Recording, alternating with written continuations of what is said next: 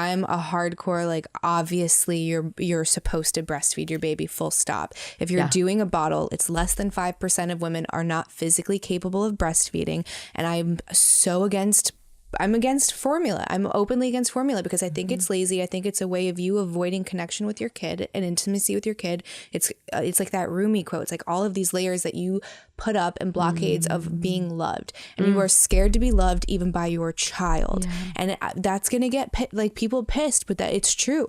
And you can say convenience or I don't want to pump or I'm at work. That's not what I'm talking about. I know women who work 40 plus hours a week and are still pumping because it is really important to them that they give their child that level of the nutrition. Right. And this isn't about, if you're different. Yes. And if you're listening to this and you feel guilt or you feel shame or you feel othered or you feel triggered right now, please hear the invitation of what is possible. Maybe the only possibility that you can hear right now is we get to have varying opinions and big, strong feelings about things.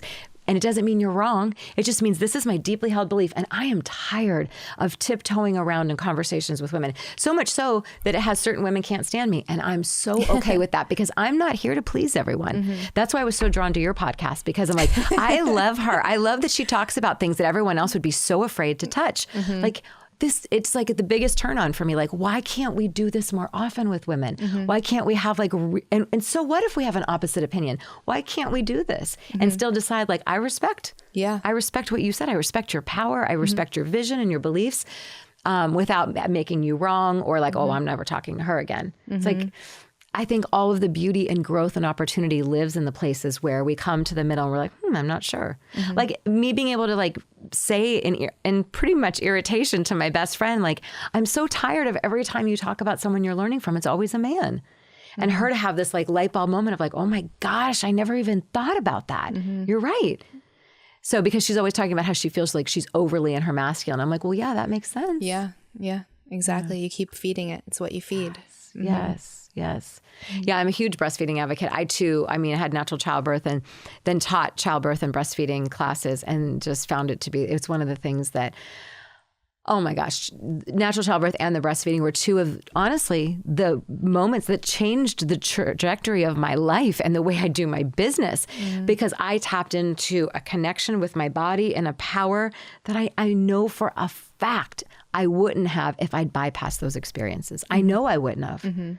So yeah, I've loved those experiences as a woman. It's part of what makes us so unique and very powerful.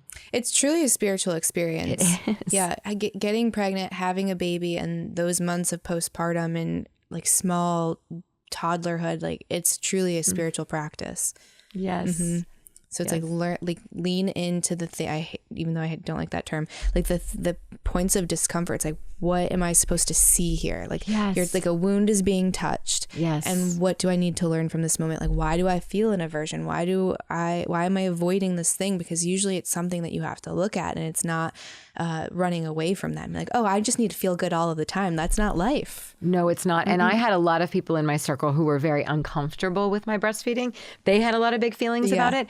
And it stirred up a lot of what breasts mean to them, you know, and God love her. But even my mom, when I had my very first baby and he was like 6 months old, we were at a restaurant, and you know how as a new mom, it's like, it's rare that you actually eat a hot meal. Yes. And that you actually get to stay with everyone and have it at the same time.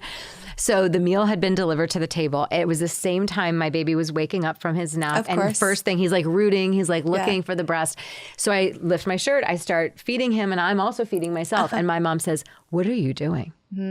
I said, I'm feeding us, both of us. My baby. Yeah. And she says, I would prefer you go into the bathroom to do that. And I said, do you want to take your plate and go eat in the bathroom? Because last time I checked, it's probably the dirtiest place in this restaurant. I'm not giving my son his dinner in a bathroom. And it was this moment for her. She's like, well, it's just unnecessary. I'm like, what's unnecessary, Mom? Because that's what they're made for. The world has sexualized them. I'm doing exactly the function that they were made for. And I just kept resisting, and I just kept showing up. And I think it was only like 2015 or 2018 maybe that it was finally legalized in all states so that a woman wouldn't receive a ticket for breastfeeding in public. No way. Yes. I think it's 2018. Whoa, that's way more recent than I would have anticipated. I wrote about it in my book, all these things that we would have never imagined. Like women couldn't open their own checking account until the year I was born, 1972. So there were all these things like we think we're like, oh, it's been like we've made all these strides. And yet there's a lot of evidence when we look at it that says, oh, that's not the case.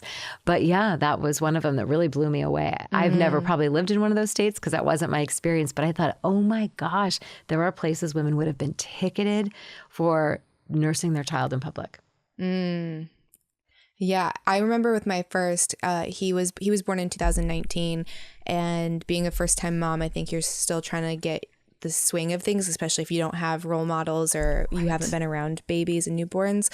So I had so much anxiety. I knew I didn't want to be a mom that was experiencing shame when I was breastfeeding. I wanted to breastfeed when I needed to do it, Yes. and I did not want to make it a thing. But my body was beat like, don't look at me. Am I going to get yelled at? Because you've seen that. You've seen people go up to total strangers and say that it was inappropriate. And the audacity is just crazy. It blows me away. And then I also had anxiety about how I would react in that moment because I don't think it would be good for the other person. Yeah. So I'm like, well, what's going to happen? So much uncertainty. And my husband's like, it's fine. You're fine.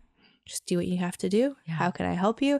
And then by the time I had my second, I'm just like, okay, here we are. Yeah. And then I'd have in-laws be like, oh my gosh, I'm sorry. I'm like, it's nothing. It's a boob. You've seen a boob. It's a boob. He's eating. It's not a big deal. It's like, I almost want to say, and I remember saying this one time, I can't remember who, maybe it was to like my brother-in-law. He's like, oh my gosh, I'm so sorry.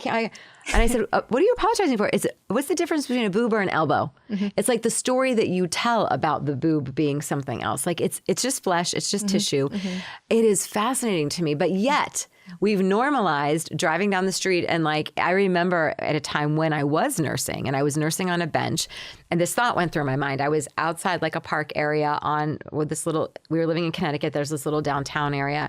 And I looked up and there was the Victoria's Secret store was right there. And there were boobs everywhere on full display on girls who were probably, 15 posing as like a 25-year-old.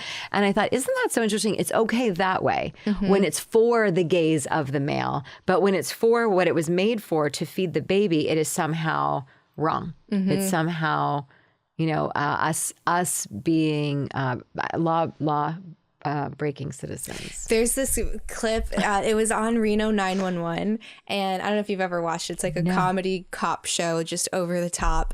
And there's an airplane scene, and they're going to Las Vegas. So you see all sorts of people that are heading in first class. Like you've got this guy who's in fishnets and sequins and like nipple piercings. You've got strippers. You've got all sorts of like wild outfits.